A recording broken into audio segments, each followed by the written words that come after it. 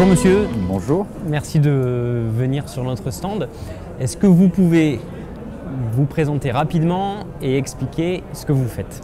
Alors je m'appelle Alain Coman, je dirige la filiale d'Altitude Infra qui est THD 06 sur les Alpes-Maritimes pour la gestion de l'exploitation, l'entretien et la commercialisation auprès des opérateurs, c'est très important de l'entendre, et du réseau d'initiatives publiques fibre optique de l'arrière-pays des Alpes-Maritimes. Donc l'ensemble de l'arrière-pays des Alpes-Maritimes va disposer du très haut débit. Il n'y a pas de raison que seul le littoral puisse en bénéficier. C'est la volonté du département que d'amener le très haut débit et de pouvoir réduire la fracture numérique sur l'ensemble du territoire. Et nous assurons, nous, la partie exploitation, commercialisation et entretien du réseau.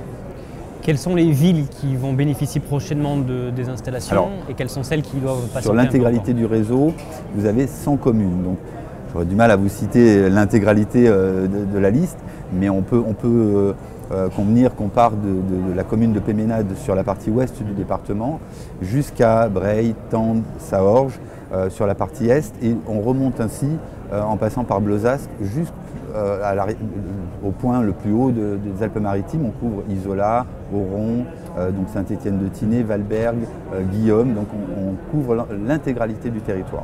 Il n'y a aucune zone qui échappe à votre couverture? Non. Et est-ce que certaines doivent attendre encore un peu ou... Alors le déploiement, certes, a pris un petit peu de retard. Le projet initial prévoyait une fin du projet pour 2021. On apprend aussi de ses erreurs en général. Donc l'organisme qui déploie et qui est le CITIAM a fait un travail considérable. Il faut aussi tenir compte de la géographie qui est quand même différente par rapport au littoral. La fin du projet est prévue pour début 2024. Donc petit à petit, le réseau se déploie. J'ai souvent tendance à faire la comparaison avec les communes denses et les communes très denses, où encore aujourd'hui, tout le monde n'est pas encore éligible au très haut débit. Alors je vous laisse imaginer quand on arrive sur Lantos, Lucéram, je cite des petites communes, hein, et qu'on découvre que les gens sont éligibles au très haut débit, là où encore dans Nice, certains quartiers ne le sont pas encore.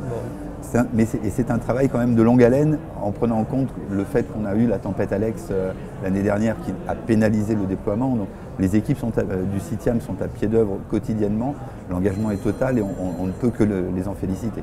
Le retard, il est dû, alors effectivement pour les vallées sinistrées, les vallées touchées par Alex, il est dû évidemment à ça, et la Covid, j'imagine aussi, a perturbé vos plans? La Covid a perturbé, la tempête Alex et la géographie ralentit évidemment le déploiement.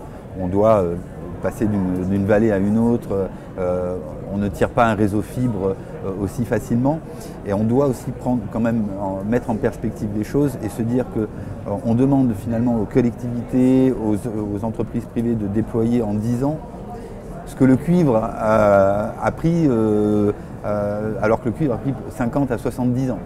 Donc c'est un travail titanesque, tout le monde s'y emploie est à pied d'œuvre là-dessus, et on peut se dire que début 2024, l'intégralité de l'arrière-pays des Alpes-Maritimes sera couverte, ce qui est une tâche plutôt énorme quand on part sur des petits villages, des petits hameaux. C'est un maillage assez important, mais c'est la volonté du département que de couvrir l'intégralité de l'arrière-pays. Je vous remercie. Je vous en prie, merci.